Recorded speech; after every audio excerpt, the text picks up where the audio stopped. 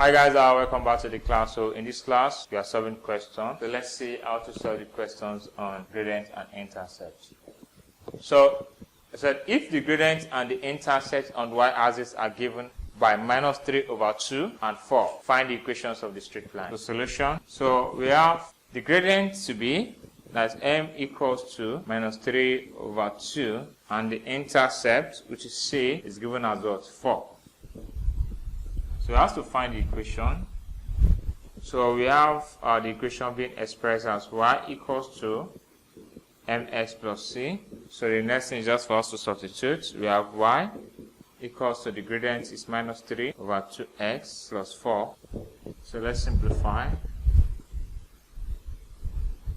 Okay.